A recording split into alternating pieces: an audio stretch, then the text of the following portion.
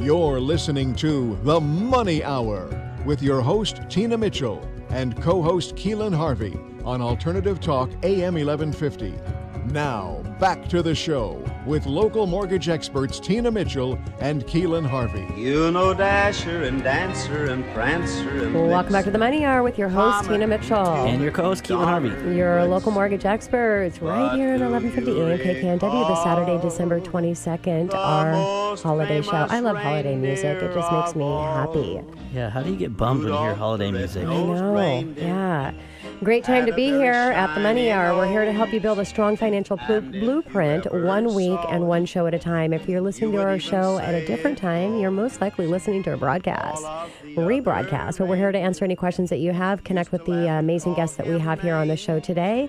You can call the show at 1-855-400-1150, or you can go online at themoneyhour.com.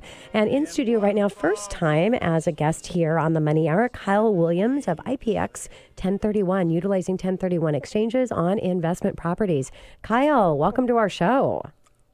Thank you. Thank you for having me. This is quite the experience. I'm liking it. Awesome. Yeah. And hey, you said awesome the same time that I did, Keelan. Jinx. Thanks. I was going to even count it off. Buy her a Coke. Yeah, Fire Coke, there you go. Yeah. And a little bit about Kyle. He is Vice President and Account Executive with Investment Property Exchange Services, Inc., resides in Seattle. He is responsible for sales in Washington State with over a decade of financial brokerage and real estate experience, including REITs and DSTs. DSTs, yep. Okay, DSTs and other real estate investments. He enjoys speaking with brokers, CPAs, attorneys, and real estate professionals. Kyle received a BA from Central Washington University. Go Wildcats. Go Cats. Yeah, thank goodness. Absolutely. All righty. Nailed that. Nailed that one. Yeah. And I just want to give a shout out to for Kyle. We do our monthly Power Hour Lunch and Learns, which is a space that we've created for our real estate experts to really thank them for all of the business that they send our way in supporting our mortgage practice. And we only bring in the best of the best speakers that our agents really want to hear what they have to say. And, you know, Kyle just presented at our last one, and it was definitely a big hit. So, Kyle, thank you so much for that as well. Yeah, thanks for having me. It's really cool to find other professionals that focus on education and not the sales side of things. And you guys always have awesome turnouts and people are excited and cool thing to be a part of. Yeah, thank you, Kyle.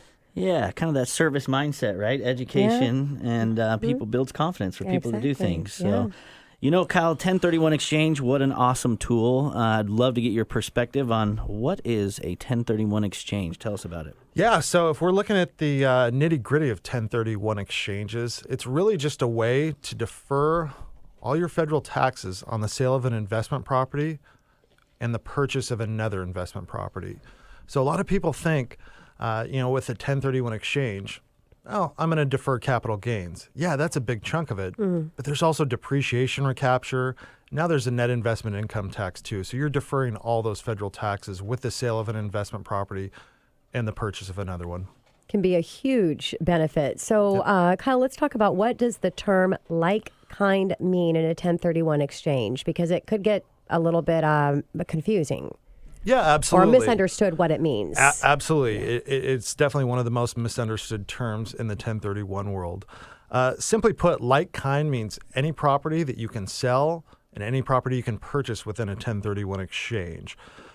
So a lot of people think like kind. So I've got a rental in Ballard, for example, and I'm going to need to find another rental. Not the case. So any property held for business or investment purposes is like kind with that other property. So I could actually sell raw land in Eastern Washington and buy a commercial building in downtown Seattle, or a motel or a gas station or a single family rental. So any property held for business or investment purposes is like kind with all those other properties. So you can sell one and go into the other one and defer all your federal taxes. Yeah. And then I get a lot of confusion on the eligibility. So Kyle, tell us about who's eligible and who's not eligible as far as 1031 exchange is concerned. Yeah, another common question. So a lot of people think, oh, it might just be two spouses who own a rental, or people who own commercial buildings. But anyone can do a 1031 exchange. So it might be two spouses. It might be an individual. Could be an LLC, an S corp. Could even be foreign citizens. So right now we've seen a huge influx of foreign citizens that buy real estate in the Puget Sound area. they can do 1031 exchanges all day long because just because they're foreign citizens, they still have to pay U.S. taxes on the sale of that investment property. So a lot of them take advantage of the 1031 exchange and purchase something else, something bigger and better in a lot of cases. Yeah, and we're coming out of a market where there was, the lack of inventory is not really even a way to explain it. It's more of practically no inventory. Now we're getting more inventory and things are moving more like a balanced market, as Mike had talked about. But so a big question, would be is your timing, because you really have to time this correctly. So how long do you have to find that new property, Kyle? Yeah, so as soon as the client closes on their sale, they have 45 days to identify what they're going to purchase. They don't have to be under contract, although that's smart to do. They just have to let us know by day 45 what they're going to purchase. And most clients, there's different rules you can use to identify, but a lot of clients will use the 3 property rule, for example, meaning they can identify up to 3 properties to purchase after their sale. So they may get under contract on one and have 1 or 2 as a backup if that works for them. Yep. So if they identify a property and that actually doesn't go through, their offer isn't accepted, or it's backed out because of people now are actually getting home inspections instead of pre-inspections. So what happens if it falls apart? So within day 45, they can switch their identifications as much as they want. But on day 46, everything is set in stone.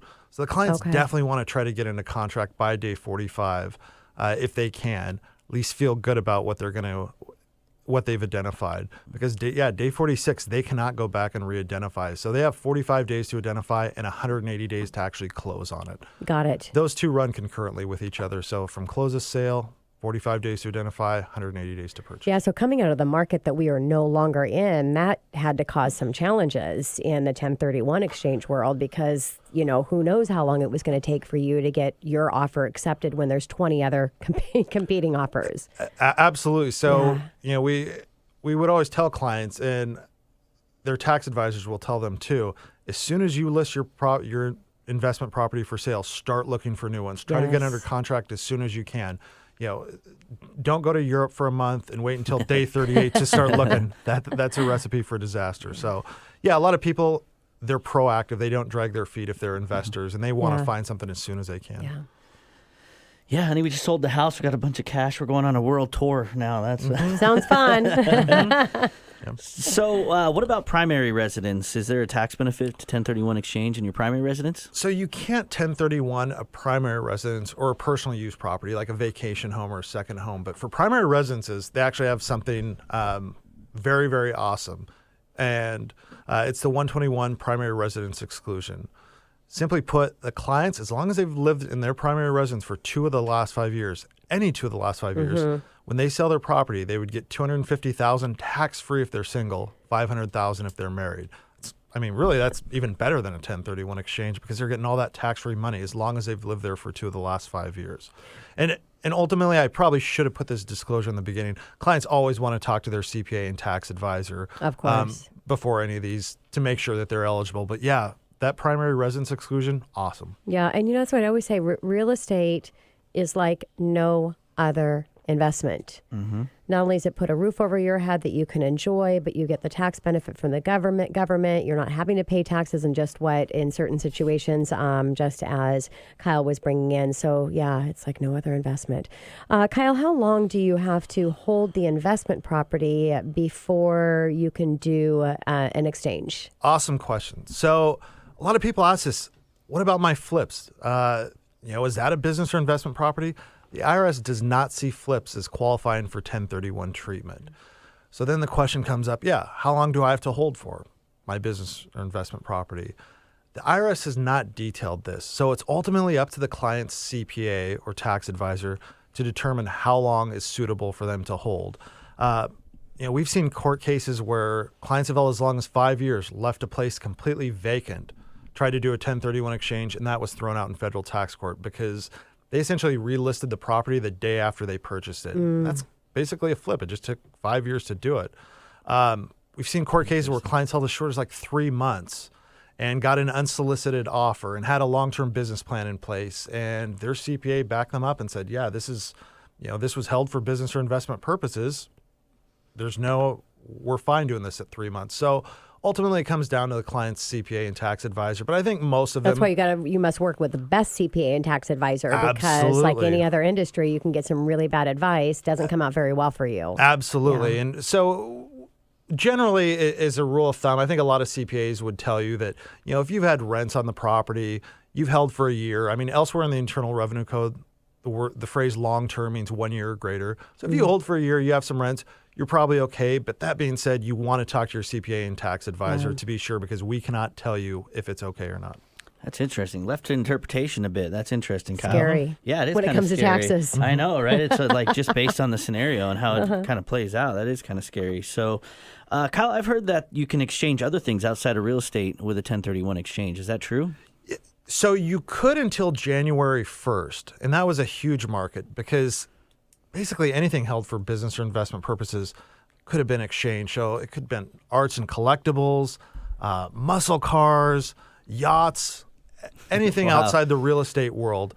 Free for all. Yeah, we had seen fossils. People tried to exchange fossils. Oh my God. Because they had some sort of gain issue with those. But yeah, as of January 1st with the new tax law, that's all gone. So it's strictly real estate now. So, Kyle, what exactly is your role as a qualified QI?